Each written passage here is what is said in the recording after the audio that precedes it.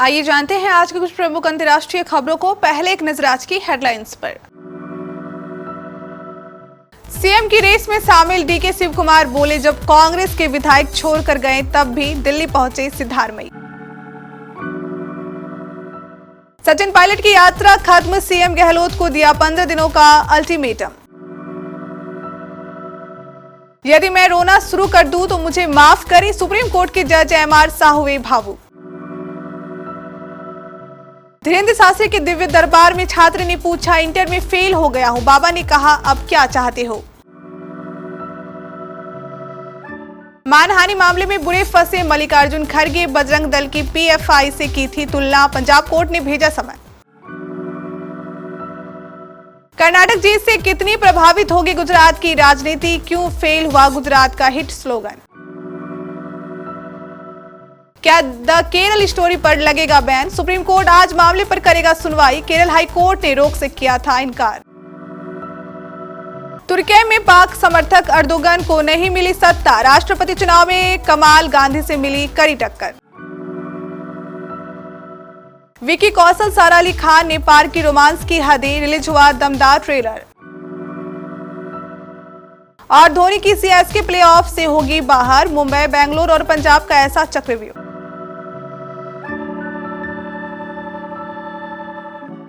कर्नाटक के अगले मुख्यमंत्री के नाम को लेकर कांग्रेस में माथापच्चा जारी है। कांग्रेस नेता सिद्धारमैया पार्टी के शीर्ष नेतृत्व से मिलने के लिए दिल्ली पहुंच चुके हैं।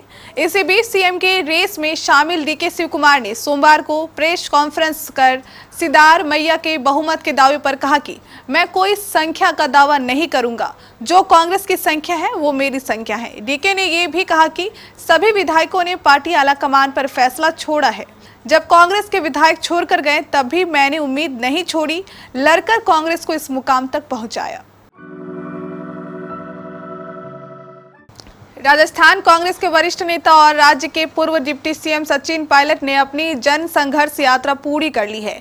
सचिन पायलट ने सोमवार को यात्रा खत्म करने के मौके पर गहलोत सरकार को 15 दिनों के भीतर वसुंधरा राजे के नेतृत्व वाली राज्य की पूर्व भाजपा सरकार से जुड़े भ्रष्टाचार के मामलों को लेकर कार्रवाई करने की चेतावनी दी है। साथ ही सचिन पायलट ने यह भी कहा कि अगर सीएम गहलोत दिए गए समय के अंदर कार्रवाई नहीं करते हैं तो वह राज्य भर में उनके खिलाफ आंदोलन तेज करेंगे। सुप्रीम कोर्ट के जज जस्टिस एमआर शाह की सोमवार को आखिरी बार बेंच पर बैठने के दौरान आंखों में आंसू आ गए।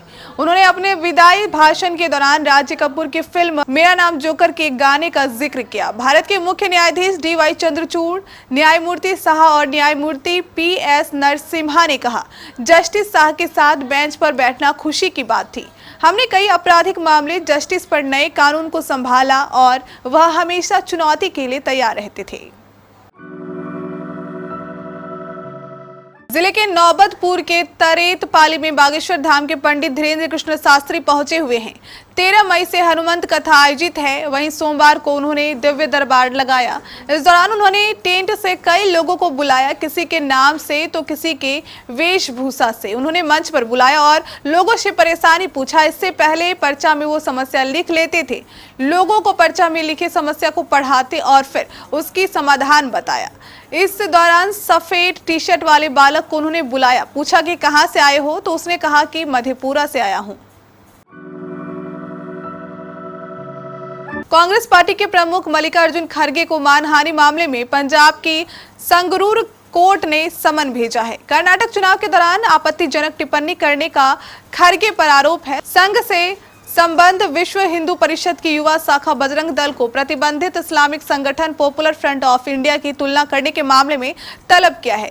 संगरूर जिला अदालत ने बजरंग दल हिंदुस्तान नाम के संगठन के अध्यक्ष हितेश भारद्वाज की शिकायत के बाद कांग्रेस अध्यक्ष को तलब किया है।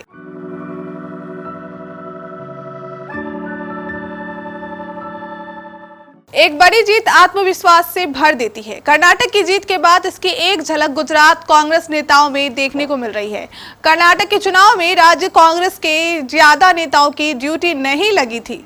चुनाव में जीत के बाद विधायक दल के नेता के चुनाव के लिए दीपक बाबरिया जरूर प्रेक्षक बनकर वहां पहुंचे हैं, लेकिन कांग्रेस की जीत से प्रदेश अध्यक्ष जगदीश ठाकुर से लेकर विधायक दल के नेता अमित चावड़ा और कांग्रेस कार्यकर्ता उत्साहित दिख रहे हैं।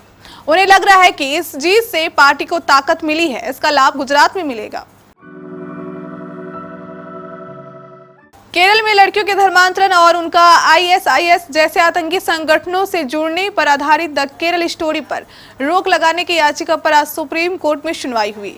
5 मई को केरल हाईकोर्ट ने इस पर बैन लगाने से इनकार कर दिया था, जिसके बाद याचिकाकर्ताओं ने सुप्रीम कोर्ट का रुख किया।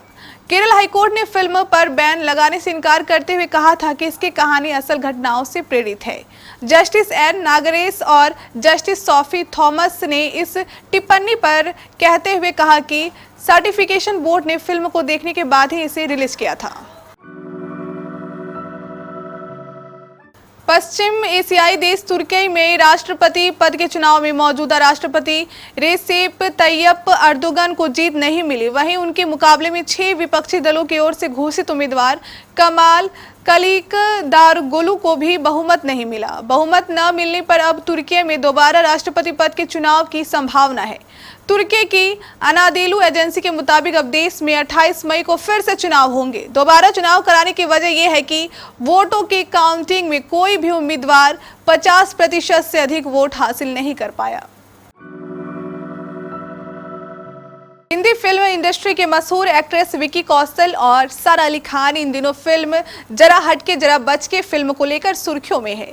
हाल ही में इस फिल्म का धमाकेदार ट्रेलर रिलीज किया गया है, जिसमें विकी और सारा दोनों ही दमदार एक्टिंग करते नजर आ रहे हैं। जरा हटके जरा बचके विकी कौशल और सारा अली खान की साथ में पहली मूवी है, जो कि अगले ही महीने रिलीज होने के लिए तैयार है। पहले ऐसी चर्चा थी कि फिल्म जवान की वजह से फिल्म की रिलीज डेट फाइनलाइज नहीं हो पाई।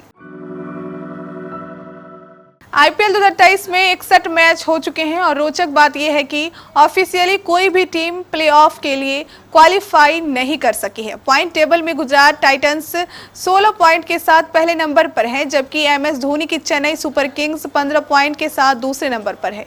रविवार को कोलकाता नाइट राइडर्स ने चेन्नई को हराते हुए धोनी की मुश्किलें बढ़ा दी हैं। 13 मैचों में से 7 मैच जीतने के बाद चेन्नई के पास 15 अंक हैं और अभी भी वह प्लेऑफ के लिए क्वालिफाई नहीं है।